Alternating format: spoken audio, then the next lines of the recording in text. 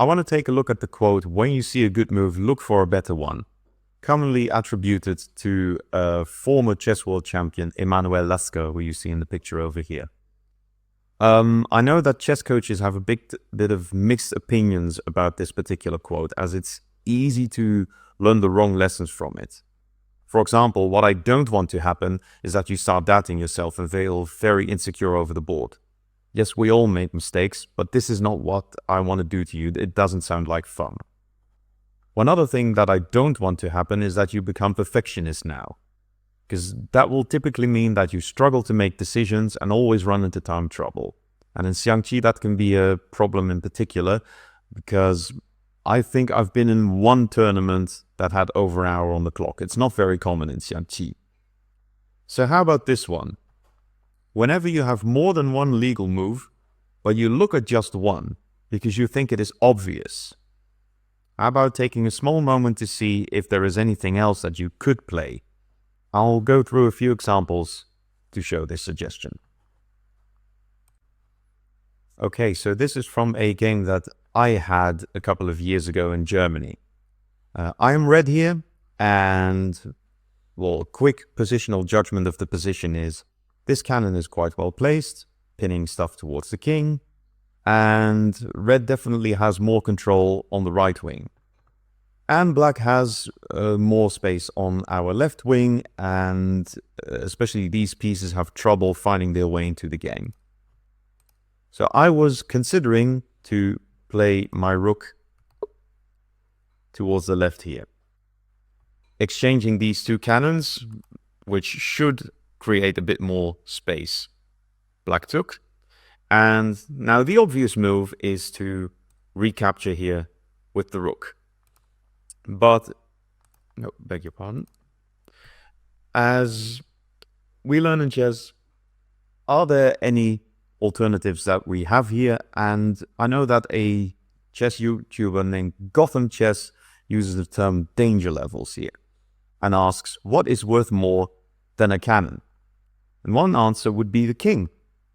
So you could give a check here. Black doesn't really have any better than moving the rook back. That's the only move, actually. And now if we were to take the cannon, the rook is no longer in our face. It's a minimal difference, but it could be a small improvement. That's not where my thinking stopped, though. Because, as the arrows showed, I also have a game move, which is what if I move the advisor up here? That's another thing that is worth more than a cannon, the rook. Now, black cannot leave this rank, because if he were to take here, for example, then we have a checkmate. So black must go back, and if he goes anywhere else than all the way back, we still have the option of checking and then going back towards taking the cannon. So that's the same result. In the game, black chose to go back right away, and only now I took. And the reason that I went for this one in particular is a bit of a judgment call. So is connecting the advisors good here? I reckoned that on itself it's a bit of a defensive thing, so that could be useful. Also, the king could have some opportunity in aiding into an attack. That's still far away, but it is an element of the position. And one thing that I mainly liked is that black's pieces are still quite far away, and the only piece that can get to my right flank fast is a cannon. Now, it looks a bit scary having the king fully open on that side, but in a way, whenever that cannon comes towards my bottom rank, the fact that there is no advisor over here means that this is no check. So whenever black comes in, this move will not win a tempo. And I was banking on the assumption that this would actually slow black's attack a fair bit down, which means that in many variations, black's attack does not work. My point of that is, indeed, it's not just one small tempo that we're talking about. It's one tempo in all variations in which black is attacking on our right flank. The game continued, and it turned out pretty much as I had hoped. So I succeeded in getting my pieces active. There is a cannon coming down, but there is no check. And the rest is super far away, and black already concluded that this cannon isn't doing anything. So went back. And I'll fast forward through the game here. Got my pieces in, and eventually won quite a nice game. In this particular endgame, black thinks that he could exchange his cannon for my horse here, after which we run into an endgame, but I have a check. And now this rook is pinned. I'm going to take it. It cannot move because of the cannon, which means that it had to take. And red has a quite comfortable advantage in this endgame. One rook against two pieces that are still trying to find their way into the game. Actually, two pawns that broke through. And as I go fast forward to the game, all that red needed to do is to make sure that the black pieces do not find their way into the game. So I'm keeping the horse out here. And if at any point we have some nice attacking opportunities, then we do so. So I take this pawn at my leisure. Black's horse still cannot enter the game, and with the black he shot down here so immensely, and another pawn joining the fray soon enough, black resigned. At the end of this game, I checked, and indeed this little advisor move that I made was one that the computer judged as the best move, which was very satisfying to see. But having seen a game of my own now, let's look at a real expert, and one that I haven't shown you yet on this channel.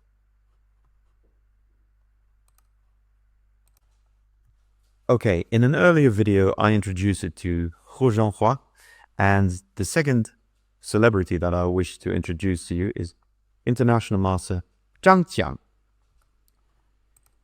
He has made quite a career within Xiangqi, especially when it comes to publishing. He wrote several books, and he is also known for television. So there's a couple of videos of him on YouTube throughout time, and he's still doing a tremendous job promoting the game today. Now, as far as this game is concerned, this happened in 1993, and he's playing with the black pieces against Xiangqi, of whom I don't have a picture. I couldn't find it, so apologies. Let's examine the game a bit.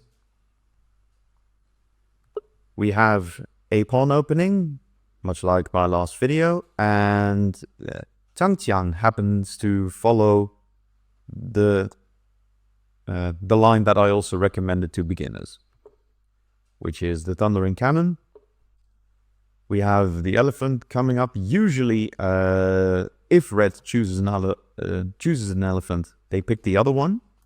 I like to joke that in Chinese, people say that having an elephant on the same file as a cannon brings bad luck.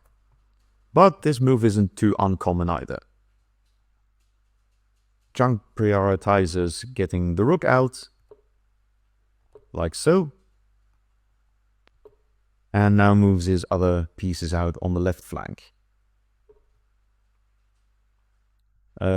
Red can take here, that is a line. Black could take here or move the cannon back. It's not very common among Chinese players to start eating up material when not all the pieces are out yet. So red makes the more common move of playing the rook out. Conversely, black can definitely take with a check here. That is a totally valid move, but I prefer getting the pieces out, and Zhang seems to agree. We have a swing low, sweet chariot from the red side, and black completes his development, moving this rook out. And here with the red formation, we see a typical setup that I've discussed earlier on, where on the left, or on red's left, so our right, he puts a solid defense, and on his right side, our left, he focuses on getting pieces out. I've called this several expressions like sword and shield, hammer and anvil, and this is a very natural setup that red aims for.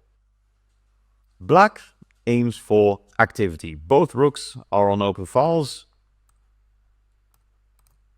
and all pieces have found some active place to do stuff, which is incidentally a bit more natural, I find, especially towards beginners. So if you have to pick, I would pick black here. Now red chooses to close off his shield or anvil on this side first. I don't really get that move personally. Yes, there was always a check possible, but that would also help red getting tempi out, attacking the cannon with the horse later. So I don't really see why this needed to be prioritized that much, and I would have rather moved the rook out to get all the pieces developed first. It's not too awful a move, but Zhang takes the tempo to improve the prospect of his horse. Now red does follow the plan, wants to move the rook out, and soon this horse and the rook will follow, maybe here. And that is a very natural way of red developing. Now black makes a move that I would be afraid to play. Pawn up. And to explain why, we should go into the future of this game. Red doesn't really have anything better to take. Black can now destroy this bridge between the cannons by distracting this elephant over here, by taking here with check. That's not a real sacrifice. We're getting the cannon back. Red takes, and black has a choice of taking either cannon here. The engine seems to prefer taking the one on the right, which looks a bit unnatural to me. Zhang takes here, which puts some pressure against the horse back there. That seems like the more human move to me. Now this cannon is attacked from two directions, so it must move. It goes to the middle, which I suppose is the most natural place. And this, I believe, would be the position that I would be afraid of to go into from back when I said I would be afraid to do the pawn push that black made. Why so? Let's judge the position over here. So red, materially speaking, is up one cross river pawn. And that one is quite annoying already. It's not very easy to get rid of.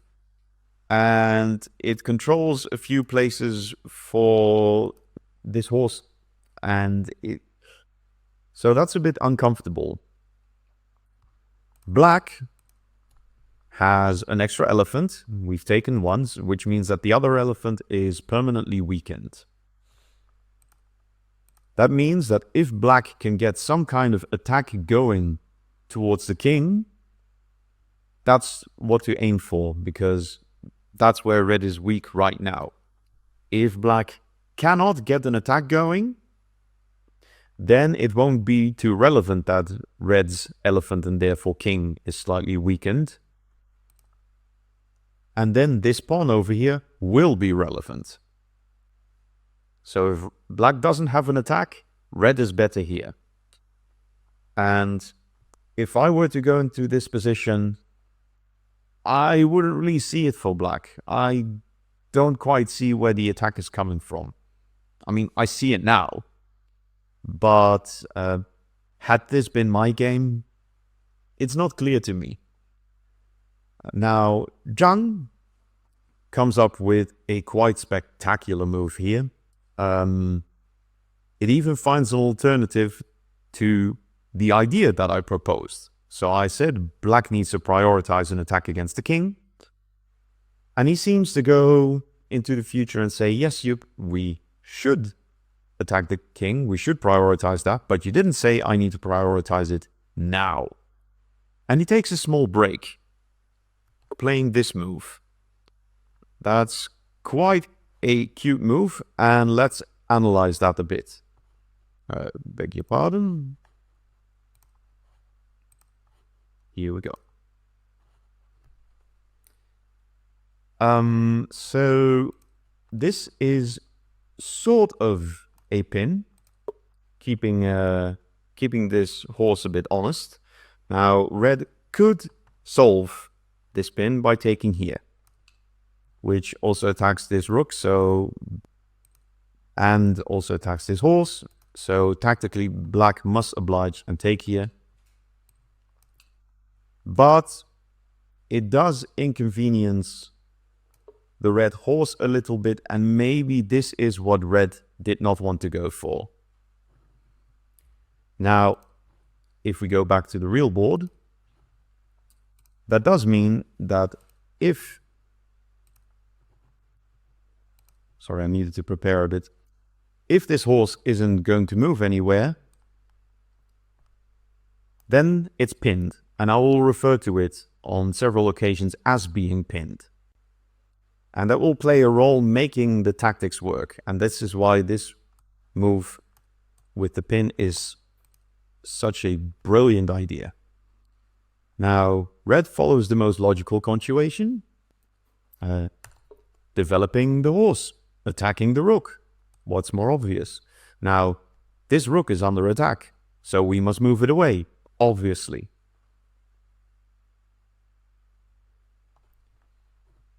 Zhang finds an alternative here, and he threatens a checkmate.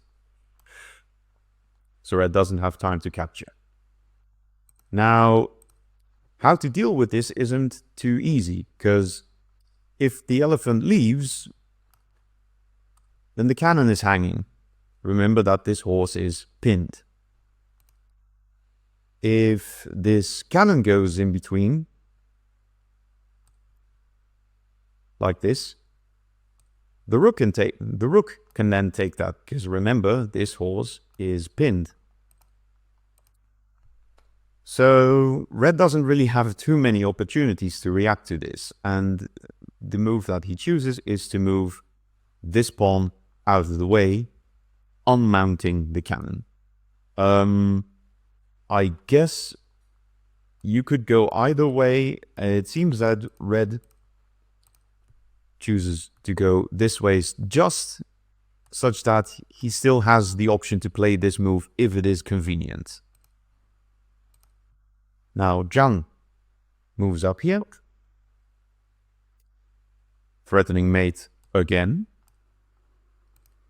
and red blocks. Now Zhang chooses to retreat with the horse. Now first, let me undo that move and examine that position a little bit more. So what black could do is go forward, threatening mate again. And that is definitely a valid variation. Let me examine it a bit. Hold on. Sorry about that. I wanted to get the engine running. As you see, it already suggests unpinning this horse, after which black can take here. Not too fond of that. Let's examine a few more natural moves. So let's say that red again wants to interrupt the checkmate here. Black goes forward, threatening a mate in 2. Red can take. Black can take. And it's no longer a checkmate because black can liberate here. King must go forward. And black could take over here. Oh, beg your pardon. could take this rook over here, but even stronger is taking this cannon. The rook doesn't really have any impressive places to go anyway, according to the engine, that is. So we have here, and after takes,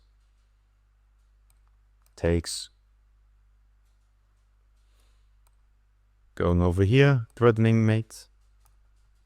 Oh, not threatening mate, but threatening a nasty check. Red defends. And black still delays. Well, what I wanted to say about a position like this is, okay, the engine thinks that black is winning here. But I can imagine that in the initial position,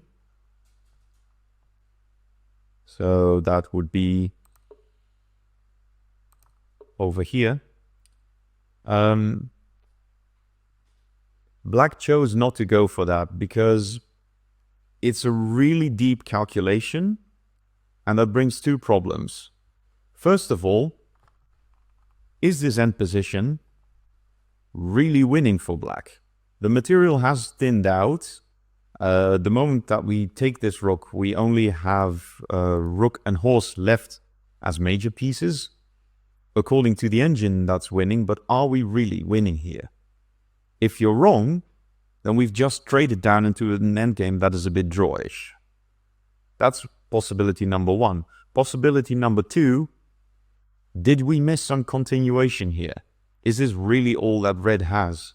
Because if in our long calculations, red actually have some extra moves possible, and we examined a few already, we saw a couple of arrows drawn, I mean, then again, we're running into a position that might not even be winning.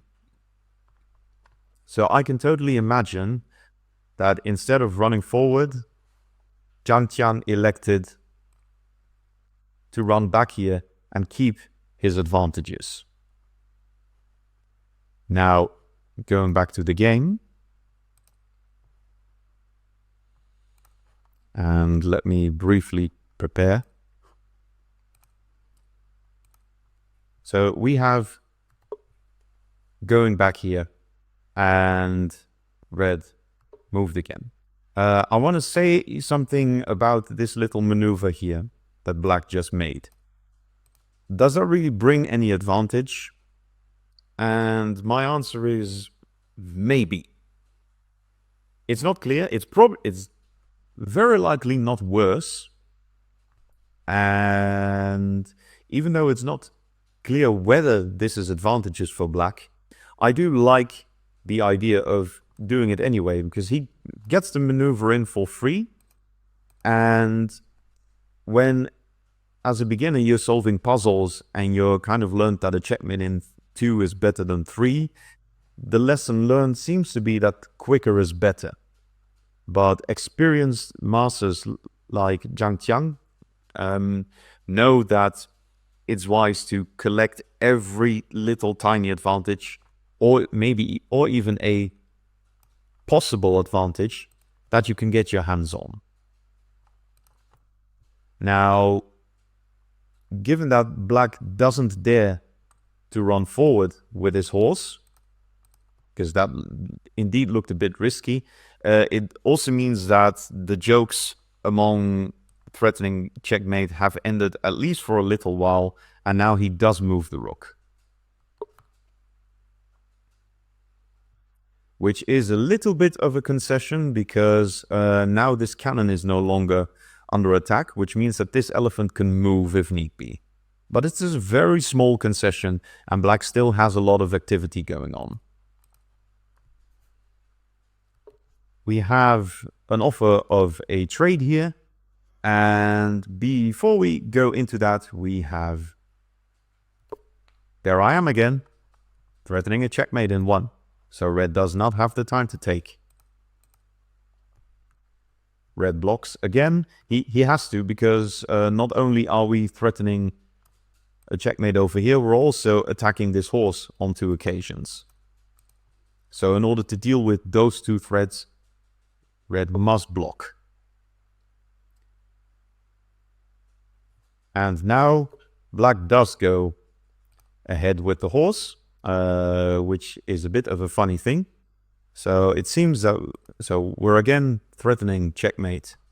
In one, red could attack the horse here if he wants. And now black can actually move in, not threatening a checkmate in one. But we do have a checkmate in two. So red still cannot take this rook over here. Bit of a cute in-between move going on. Now back to the game. And also setting up my analysis board. Give me just a small moment.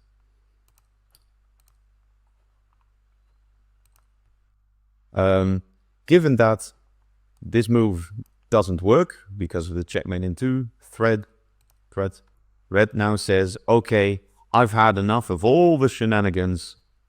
Let me move my elephant out. And that's the end of all tricks. Now, black has a choice here. We can either trade or we can dodge the trade.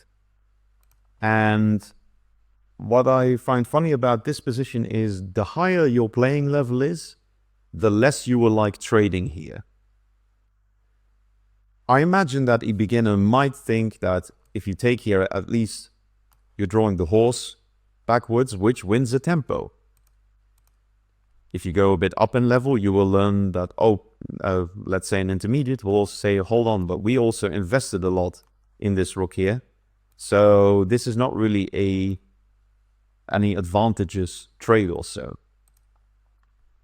Up you go to advanced and expert, and they'll say, hold on, didn't we agree that black's objective here is to attack the king, and red's objective is to survive into an endgame? So we're not trading any rooks. I don't care if it wins me 3 tempi, we're keeping these rooks on, thank you very much.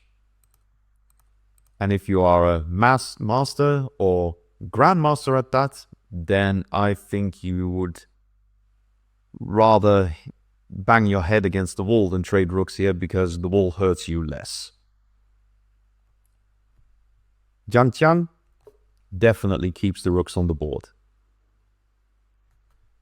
Now this allows red a little bit of respite to do some attacking of his own. We have the rook coming in, trying to harass this horse a bit. Soon enough, black moves his horse in, and this threat is still quite nasty. We have a fork. This cannon would be hanging because remember, this horse is pinned. So instead, red blocks with the cannon over here. And this is a new moment where Zhang Qiang goes into a brilliant inspiration. Let's get back to analysis. Because this horse over here is quite tender. The rooks control much of its escape places, and red is about to press onto this horse. Now, it is very natural to protect your horse like this and use your cannon as a backup. However, this is a bit of an exception because we have a little pawn over here that can dislodge this cannon, and that will be somewhat inconvenient because one thing that red can do is go here and interrupt the cannon defense. So Zhang comes up with a completely different plan. And his decision is to say, okay, if this horse is really under so much pressure and trouble, I'll trade it. I'll trade it against that horse over there. Which means first he moves up his advisor to do exactly that plan. Why do I think that this is so brilliant? This violates so many standard ideas. One of them is this horse over here looked more forward than the horse over there, and therefore it seemed more active. But Zhang correctly judged that with the two rooks over here, that little horse didn't have much of a bright future anyway. The second standard idea that we're violating is placing a cannon so close to the king. You want a little bit distance between the enemy king and your own cannon, such that you can put pieces in between. One place right next to it, or even worse, diagonal. That's usually one of the least dangerous things that a cannon can do. But Zhang had some ideas up his sleeve. We'll go into the game again. Red plays his king, which I don't really like, and I don't really get either. It seems as if red is threatening to take here, but that really isn't the case. If we play any random move, let's say like this, if red were to take, we have a checkmate. So that still doesn't work. And I'm not quite sure what red had in mind placing his king over here. Let me prepare again.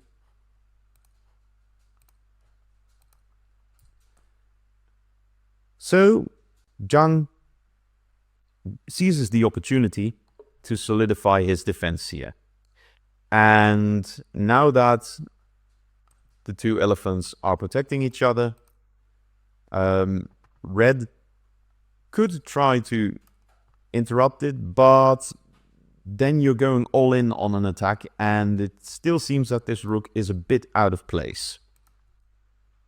I would have definitely one move back taken here instead, rather than moving this king, by the way, in case you're wondering. I'm not quite sure why red didn't. As the situation is here, this rook is a bit out of the game. It's almost a bit of a standard place in Xiangqi, that if it stands here, somewhat surrounded by elephants and advisors, it needs to make its way back into the game, because at the moment it's not attacking anything. And red therefore makes a very logical move, retreating the rook and trying to get it towards this side where there is more stuff to do for it. Now Zhang moves his rook to the back rank, which attacks this advisor and pins it. And I don't think that remark will really impress anyone. However, red chooses to ignore it, and black now has the brilliant knockout, cannon retreats 1. Now the threat of that is that we're going to take this advisor here. And now this pin doesn't press.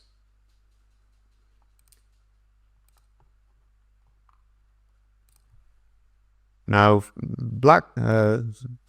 red isn't quite certain what to do here, and I think he has 3 problems to solve. One is the fact that this thing is hanging. The second is that if you were to take, and let me actually analyze that. If you were to take here, then this guy is no longer protected. So that's problem number 2. Oh, didn't mean to do that. And your third problem is that this cannon here is hanging. Let me actually analyze that on the different board, because these arrows are a bit too bright. Okay, so threat number 3, taking this elephant over here and making our way to that side. And now the cannon is in its place where it needs to be. Not close to the king, but on the other side of the advisors, which is traditionally its most dangerous place. So red makes a very practical decision here. He chooses to move his elephant back. After which, temporarily, this is no longer pinned. Maybe red can take here. Now, black to move, I don't think here considered too many alternatives. He just took the elephant. And now his threat of taking here and attacking that guy is back. But red did eliminate this. So having eliminated one threat, can red solve the situation here? And it's here that he concluded that he could not and resigned the game. Okay, so if you feed this position to an engine, it will have a bit of a funny opinion. I'll go a few moves back, where red decided to take and black responded with this phenomenal discovered attack, which put pressure on this advisor and on this elephant. Now, the engine judges that black should have seen that coming and instead should have moved this horse up. Like that. Which is not any kind of crushing attack, but it's annoying enough that black's rook will need to come to the defense at some point, and black doesn't have this breakthrough anymore. Which means that the game still goes on. Now, I don't really agree with what seems to be the engine's verdict that red missed this and that is why he lost the game. I think the reason that red lost the game is because he played a nothing too special kind of game. I'm sure that he's stronger than I am, but the moves that he produced over here don't feel too unnatural for me to play as well. Whereas black played an absolutely phenomenal game with some masterful strategic calls. Now, this tactical shot is one of them. That was lovely. I also really liked the idea of him moving the advisor up, which allowed to place the cannon over there. And first of all, if we go even further back in time, you might remember this sort of pin, which didn't attack the king, but aided in the further tactics when attacking the king later on in the game.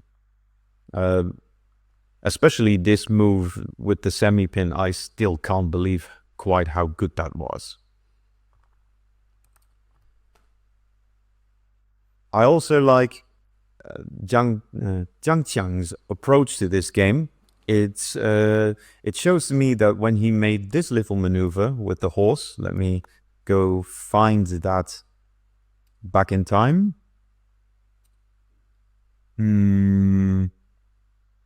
I think that would be roughly over here. Yep. When he played like this. So going towards this maybe advantage. We saw that later on in the game, he moved back out again, although that was with the rook a bit further.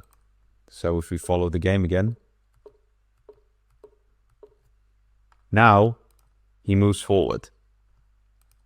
And what I really like about this little moment in the game is that it shows that he was willing to think on the spot. Xiangqi is not some kind of grand plan game where you look 20 moves into the future, which can't be done anyway. Much like in chess. Instead, he examined which of his plans would work, and if he wasn't quite sure, he was looking for an alternative. And I think this is a very good example where Zhang is very good in the skill that I'm trying to show to you with this video. And I have that more often. When I played through Zhang Qiang's games, he comes up with a lot of moves that you just wouldn't think of, or at least I wouldn't. And that's why I wanted also to introduce him to you, aside of his television career. Thank you for watching, and mind your step on the way out.